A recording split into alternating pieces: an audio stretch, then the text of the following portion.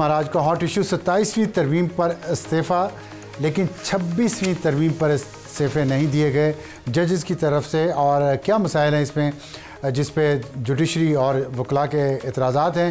हमारे साथ मौजूद हैं हाफिज़ एहसान खोखर साहब, सीनियर कानूनदान हैं, और नईम पंजोथा जो सीनियर वकील हैं और रहनुमा हैं पाकिस्तान तहरीक इंसाफ से।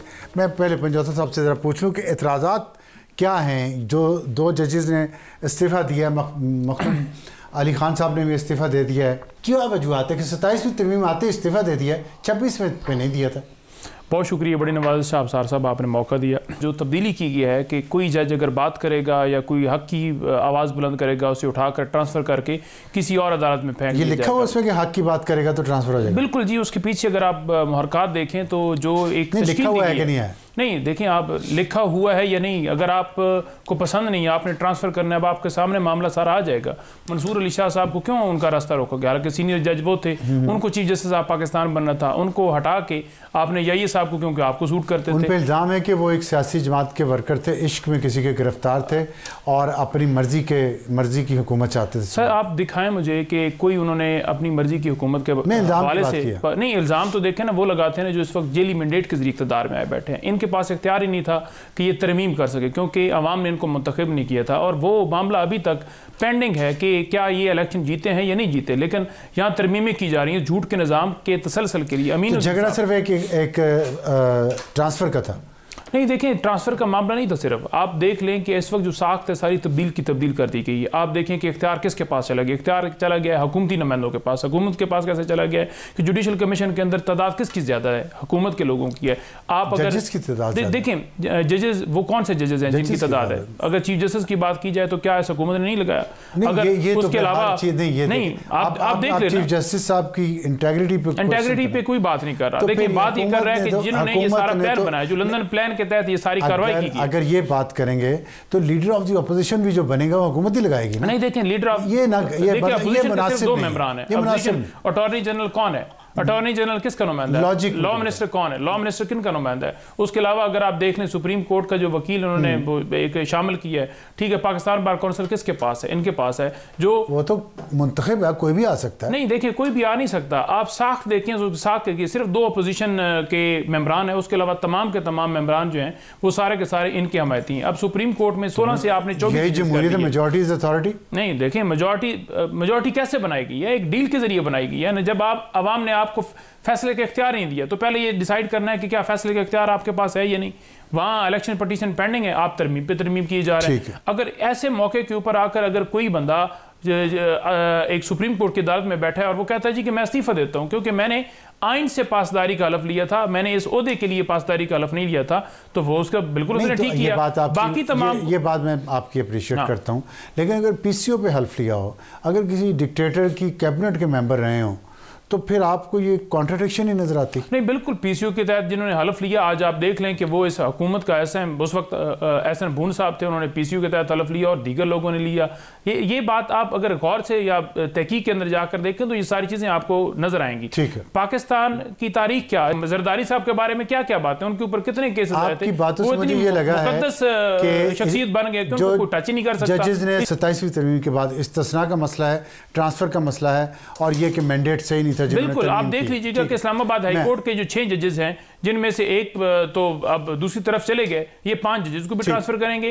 लाहौर में भी जो जजेस इनको पसंद नहीं उनको भी ट्रांसफर करेंगे। तो जजेस की इंटेग्रिटी या आप आजाद अदलिया का जो कंसेप्ट लेकर आए थे वो तो खत्म हो गया ना, ये तो इंतजामिया के मतहत होगी। हाफिज एहसान साहब 3 उन्होंने बातें बताई हैं कि आपने सुनी है, इन तीनों का क्या जवाब है और उनका क्या ट्रांसफर भी करेंगे जजेस? अफसार भाई, एक तो बात यह है कि जो आर्टिकल 200 है वो सिर्फ डील करता है हाई कोर्ट की जजेस के ट्रांसफ़र्स को, सुप्रीम कोर्ट का जज ट्रांसफ़र नहीं हो सकता। यानी कि ये बात वाज़ेह है कि आप सुप्रीम कोर्ट के जज को किसी और जगह नहीं भेज सकते। आईनी अदालत में नहीं भेज सकते? नहीं, आईनी अदालत जो है वो वहाँ तो सारे जाना चाह रहे हैं ना। अच्छा। कि आईनी अदालत के अंदर तो इस वक्त जो जजेस की फर्स्ट प्रायोरिटी है वो तो आईनी अदालत है। सुप्रीम कोर्ट नहीं भेजा जा सकता? अच्छा, आईनी अदालत से किसी जज को जो है वो सुप्रीम कोर्ट नहीं भेजा जा सकता, क्योंकि आईनी अदालत एक सेपरेट और इंडिपेंडेंट अपॉइंटमेंट है। दूसरा इस चीज़ के अंदर ये है कि जो 3 चीज़ें कही गई हैं कि जिससे बुनियादी तौर पर ये बात स्टार्ट होती है कि जी एक एग्जेक्टिव ओवररीच आ गई, दूसरा आपकी सुप्रीम कोर्ट डिसमेंटल हो गई है, और तीसरा जो आपका सेपरेशन ऑफ पावर का एक कॉन्सेप्ट था उसको जो है वो आपने बिल्कुल जो है बुलडोज कर दिए। अब सार भाई दोनों जो आपकी अमेंडमेंट्स आई हैं, आर्टिकल 175B के अंदर कॉन्स्टिट्यूशनल कोर्ट जो बनी है, या आर्टिकल 243 जो आपका डील करता है सर्विसेज चीफ्स के मुतालिक, ये चीफ ऑफ डिफेंस फोर्सेस आपने कहा है, जो कॉन्स्टिट्यूशनल कोर्ट थी वो दुनिया के अंदर पहली दफ़ा 1920 के अंदर ऑस्ट्रिया में बनी। अब तक 105 साल के बाद जो है तकरीबन 80 से ज़्यादा ममालिक में बन चुकी है, और वो सारे ममालिक वो हैं कि जो आपके सिविल लॉ कंट्रीज़ में भी हैं, कॉमन लॉ कंट्रीज़ के अंदर, और बुनियादी तौर पे 5 जुरिस्डिक्शन आप देते हैं, intra governmental issues, judicial oversight, उस पब्लिक इंटरेस्ट लिटिगेशन, उसके बाद एनफोर्समेंट ऑफ फंडामेंटल राइट्स, और फाइनली आप उन्हें देते हैं कि जी आपने जो है वो लोगों के राइट्स को प्रोटेक्ट करना होता है। अब 5 चीज़ें जो हैं 105 साल से फ्रीडम ऑफ एक्सप्रेशन, जो भी है फ्रीडम ऑफ एक्सप्रेशन। मैं आज किसी का बयान पढ़ रहा था कि जो अगर अदालतें यहाँ पे आज़ाद नहीं है, वहाँ मीडिया भी आज़ाद नहीं है, और उसमें नहीं, वो तो एक नैरेटिव है, नहीं वो नहीं, अभी हम सार भी बात कर रहे हैं इस नैरेटिव के। अब दुनिया के किसी मुल्क ने जो है 105 साल के अंदर इस बुनियाद पे इस्तीफा नहीं दिया जो आपको रीजंस जो हैं हमारे ऑनरेबल जजेस दे रहे हैं, उसको उसकी बुनियादी हालात नहीं है, नहीं हालात नहीं है। देखें ना, हम प्रिंसिपल पे बात करते हैं ना, आप ये प्रिंसिपल क्या है? प्रिंसिपल ये है कि क्या ये कॉन्स्टिट्यूशनल कोर्ट जो है ये नया इनिशिएटिव है या नया आइडिया, यही पॉलिटिकल पार्टीज जो उनका टुकड़े टुकड़े नहीं कहाँ टुकड़े टुकड़े हुआ है। आपका सुप्रीम कोर्ट की एपेलेट जुरिस्डिक्शन अवेलेबल है, और आपकी जो कॉन्स्टिट्यूशनल जुरिस्डिक्शन है वो आपने कर दी, सारों ने चार्ट ऑफ डेमोक्रेसी साइन किया, पीटीआई ने उसको एंडोर्स किया। 26वीं आईनी तरमीम से पहले कोई एक चीज बताएं कि जिस चार्ट ऑफ डेमोक्रेसी का और पीटीआई ने साइन किया, उसका ताल्लुक है? नहीं, उसके लिए साइन ये कि प्रिंसिपली इस बात पे एग्री थे कि इस मुल्क के अंदर कॉन्स्टिट्यूशनल कोर्ट होनी चाहिए, आईनी अदालत, ये उसमें लिखा हुआ है, उसके अंदर पीटीआई ने इसको सपोर्ट किया, पीटीआई ने सपोर्ट किया। यानी कि पहली जो सिग्नेटरी थे वो पीएमएलएन और पीपल्स पार्टी थी, उसके बाद ये लोग थे। उसके बाद दूसरा ये है कि मुखालफत कर रहे हैं, नहीं अब मुखालफत कर रहे हैं इस बुनियाद के ऊपर जो है कि हमारा नैरेटिव जो है वो इस तरह है कि जी शायद ये फॉर्म 45 या 47 की बुनियाद पे, अगर फॉर्म 45 47 यही बेस इस चीज की बनता है तो फिर बात तो वजन तो नहीं है ना। मैं एक छोटा सा जवाब दे दें, क्या आपकी जो इख्तलाफ है सिर्फ इसी बात पे, फॉर्म 47 वाली बात पे, अगर आप ये हुकूमत उस तरीके जो आपको एतराज़ात हैं वो एतराज़ात ना होते और इनका मैंडेट ठीक होता, या आप होते इनकी जगह पे, तो आप भी आईनी अदालत की ये मुखालफत ना करते? हमने तो 26वीं तरमीम नहीं की, ना हमने 27वीं तरमीम, लेकिन आपने ना हमने 28वीं तरमीम। चार्ट ऑफ डेमोक्रेसी में आईनी अदालत की बात है, 2007 8 10 की आप बात कर रहे हैं, जो भी है, तो उस वक्त आपका मतलब पुरानी बात का वादा ज़बान पर, क्या आईनी अदालत जो है उसका क़याम इस तरीके से था कि यही था? नहीं, ये नहीं था ना। आप देखें कि पहली दफा जो आईनी बेंच तैनात होगा इन्हीं के कहने वो सदर आईनी बेंच भी नहीं, वो सदर पाकिस्तान जो है वो तैनात करेगा, और वजीर आजम की रिकमेंडेशन होगी, वो वजीर आजम जो फॉर्म 47 का। अगर पाकिस्तान की पार्लियामेंट 18वीं तरमीम के वक्त सरेंडर न करती चीफ जस्टिस इफ्तिखार चौधरी के सामने, तो उस वक्त कॉन्स्टिट्यूशनल कोर्ट बन जानी थी, और उसकी बुनियादी वजह यह थी कि ये उसका हिस्सा था। और जब उन्होंने थोड़ा बहुत टोन चुके, आपने भी उस मूवमेंट में गया, इतना वो चीफ जस्टिस हॉकिश किस्म का था कि उसने 110 जज जो है, अगर हम कॉन्स्टिट्यूशन की बात करते हैं, क्या वो जजेस जो 110 निकाले गए उन्हें हमने मौका दिया कि आपने क्यों ओथ लिया, क्यों लंबी बात हो जाएगी। अच्छा आगे दूसरा इसके अंदर ये है कि 26वीं आईनी तरमीम के वक्त जो है, अगर पीटीआई को फैसिलिटेट पॉलिटिकली ना करते मौलाना फजलुर रहमान और गवर्नमेंट कंसीड न करती, ना कॉन्स्टिट्यूशनल बेंच बनना था, ना इस तरह इस मुल्क के अंदर जुडिशल जो आपकी पॉलिटिक्स है या उनके डिफरेंसेस है, या जिस तरह उनकी। और दूसरा अफसर ये बताएं कि आप सुप्रीम कोर्ट के आप बात कर सकते हैं, ये कर सकते हैं politically, as a lawyer as a जज आपका ये काम है कि जितनी देर तक आपके सामने कोई कॉज ना आए, कोई लिस्ट ना आए, कोई केस ना आए, आपने तो तब फैसला कर। ये किस तरह है कि आपके पास केस भी नहीं आया और आपने ऑब्जर्वेशन कर दी कि जी सुप्रीम कोर्ट भी डिसमेंटल है। 26वीं तरमीम के अंदर आपने चीफ जस्टिस को कहा कि जी इसकी तो लेजिटिमेसी अभी क्वेश्चन मार्क है, और वो कौन सा चीफ जस्टिस है, वो इन्हीं का दोस्त था ना,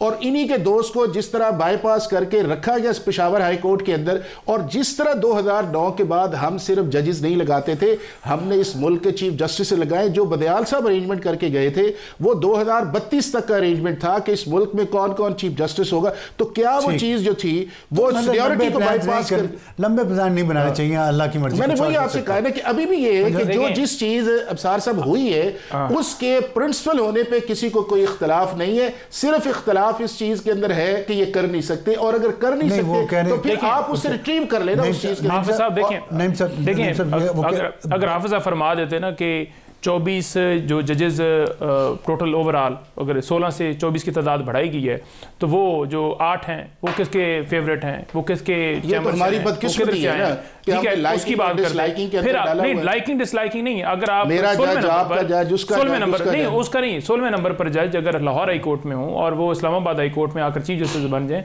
उस पर भी बात कर लेते। अगर आप पेशावर हाई कोर्ट की तरफ जाते हैं तो वहां भी जिस तरह तैनाती हुई आप उस पर भी बात कर लेते, सिंध की तरफ भी बात कर लेते। आपने वो बात नहीं की। जहां बात है इस आईनी कोर्ट की, देखें आईनी बेंच बना, आईनी बेंच ने क्या किया, हुकूमत के खिलाफ कोई मुझे दिखा दे एक मुकदमे के भी उन्होंने फैसला दिया नहीं दिया, किसके खिलाफ क्या किया उन्होंने, क्या किया उन्होंने, सारे फैसले ही गलत हैं। आप किसी का फैसला गलत नहीं, को जज इस तरह करते हैं हुकूमत के खिलाफ फैसला दिया कि नहीं दिया। तो अभी वाले जो है नहीं, अभी वाले अफसर जो जजेस हैं वो गवर्नमेंट ने तैनात किए हैं, ये तो वो सारे वो जजेस हैं। ये मैं आपके दरमियान बोलूंगा ना तो फिर आपको मौका ही नहीं मिलेगा, ठीक है। बात ये है कि सुप्रीम कोर्ट के अंदर जो आईनी बेंच बनाया गया, आईनी बेंच ने फौजी अदालतों को जायज़ करार दिया, ठीक है जी। आईनी बेंच ने मखसूस नशिस्तें छीन कर और जमात को दे दी, मुझे जस्टिफाई करके दे दें कि किस तरह नून लीग को, पीपल्स पार्टी को, JUI को जाती थी। आईनी बेंच ने लोगों के बुनियादी हकूक की हिफाजत की किसी जगह पर मुझे दिखा दे। 16% मुकदमात के अंदर आईनी बेंच जब बना उसमें इजाफा हुआ है, तो फिर कॉन्स्टिट्यूशनल कोर्ट आप क्यों बना रहे हैं? आप तो मुकदमात को कम करने के लिए बना रहे थे, 16% मुकदमात में इजाफा हुआ है, तो ये सारी गलत बातें, कोई बुनियादी हकूक की हिफाजत नहीं हो रही। उन्होंने बिल्कुल ठीक काम किया, उन्होंने कहा या तो सिस्टम के अंदर रह के आप कह रहे हैं कि बुनियादी हकूक, आप कह रहे हैं बुनियादी, या फिर हम साइड बैठते हैं क्योंकि हमारे पास इख्तियार ही नहीं है। आप कह रहे हैं बुनियादी हकूक की कोई हिफाजत नहीं हो रही, दूसरी साइड कह रही है कि जजेस सियासत कर रहे थे। देखिए तकसीम तो है ना जुडिशरी में, सबसे पहला राइट है आपका वोट का, लोगों को वोट का जो उनका हक था वो उनको नहीं मिला, जो जिसको जमात को उन्होंने दिया वो नहीं। 26वीं तरमीम की मुखालफत की आप लोगों ने? बिल्कुल की। तो फिर हमने किया ना, हाफिज साहब ने तो नहीं किया, हाफिज साहब जिनको डिफेंड कर रहे हैं उन्होंने नहीं की, उन्होंने तो करवाई। ठीक है जी, बिल्कुल हमने की, हमने 27वीं तरमीम की भी की है। एक साल के अंदर 26वीं तरमीम के ऊपर फैसला क्यों नहीं आया? जवाब दे दें। अभी उसका फैसला नहीं है, 27वीं तरमीम कर दी गई है। ये कैसा कानून है, कैसा मुल्क है, कैसा आईन है? सवाल तो सुन लें। 26वीं तरमीम की आप लोगों ने मुखालफत की, गलत थी, उस वक्त जजेस ने इस्तीफा क्यों नहीं दिया, अब क्यों दिया? मेरा सवाल ये है। देखें उन्होंने इस्तीफा उस वक्त नहीं दिया, या अब दिया, इसके बाद आकर 2 और दे दें तो क्या ये इस बात को लेजिटिमेट करा दिया जाएगा कि उन्होंने आकर लेट दिया? आप बेसिकली बुनियाद पर जाएं कि क्यों किया है उन्होंने, इस्तीफा क्यों दिया, क्यों उनको देना पड़ा? कौन सुप्रीम कोर्ट का चीफ जस्टिस बैठा हो और वो कहेगा कि मैं घर चला जाऊंगा? कोई ऐसी नौबत आई है, मजबूरी आई है तो वो जाकर ये दे रहे हैं, उसमें रीजन बता रहे हैं कि अब आइन खत्म हो गया, अब तो बात तो ठीक है, मरे हुए आइन के ऊपर बिल्डिंग बनाई जा रही है। वो कह रहे हैं आइन के ऊपर एक बिल्डिंग बनाई जाए। मैं अनफॉर्चुनेट ये है, आप अगर 26वीं आइनी तरमीम के अंदर उस वक्त सारे पॉलिटिकल प्रोसेस को देखें, मौलाना फजलुर रहमान साहब ने नेशनल असम्बली के फ्लोर पे कहा कॉन्स्टिट्यूशनल कोर्ट बननी चाहिए, बिलावल ने कहा, PMLN ने कहा, या उनकी अलाइड पार्टीज़ ने कहा बननी चाहिए। मौलाना साहब ने इनको इंगेज कर लिया, 1.5 माह उसके अंदर इंगेजमेंट्स पे रहे, एंड तक जो है ये एक कौमे के साथ, मौलाना साहब के साथ, इस बेंच के ऊपर भी, इसकी कॉम्पोजिशन भी, जो ही वो अमेंडमेंट पास हुई है, सबसे पहला काम जो था वो चीफ जस्टिस या अफरीदी की अपॉइंटमेंट का प्रोसेस था। PTI उस प्रोसेस के अंदर गई, उसने अपना वोट डाला। 26वीं तरमीम के अंदर इन्होंने वोट ही नहीं डाला। अब उसके बाद यह है कि जिस शख्स ने इनको साथ मिलाया उसको भी इन्होंने डिस्क्रेडिट किया, हालांकि वो बार बार ये कह रहा है कि यार ये मेरे लोग साथ है। अगर ये उसी दिन कह देते कि कॉन्स्टिट्यूशनल बेंच बनना नहीं चाहिए तो मौलाना फजलुर रहमान तो कॉन्स्टिट्यूशनल कोर्ट पे थे, बाकी अमेंडमेंट्स को छोड़े ना फॉर द टाइम भी।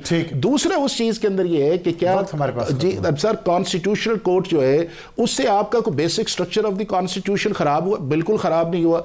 दूसरा ये है कि क्या ये जो आपने बनाया है,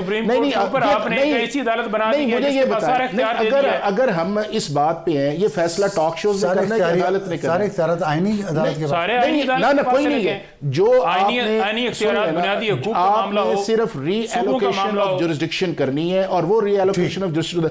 अब अगर जस्टिस मंसूद या जस्टिस अतर बिन अल्लाह इस मुल्क के अंदर सिंबल ऑफ इंडिपेंडेंस है तो इट्स अ वेरी अनफॉर्चुनेट कि आपके मुल्क के अंदर 150-200 हाई कोर्ट का जज है और 3-4 इस्लामाबाद के हाई, आप सारों को डिस्क्रेडिट कर रहे हैं और आप 4 या 5 को आप खड़ा कर रहे हैं, तो मेरा ख्याल है ये भी मुनासिब नहीं है कि जुडिशरी के अंदर डिवीजन की जाए। और दूसरा, जितनी देर तक ये नहीं है कि जी अमेंडमेंट जो है उसका सुप्रीम कोर्ट ठप्पा लगाए तो फिर ही होती है, जब आपने बनाई आपके पास वो आ गई और जब वो आपके पास आई है इट इज अ कॉन्स्टिट्यूशन और उसके बाद जुडिशियल रिव्यू कर सकते हैं। नहीं साहब 10 सेकंड सिर्फ रिस्पॉन्ड दे दें, अगर आपने देना वक्त खत्म हो गया। देखिए मैं ये मुख्तसरन कहूँगा कि ये जितनी तरमीमें कर लेना, इमरान खान का जो खौफ है ना वो इनके दिल से निकल नहीं सकता।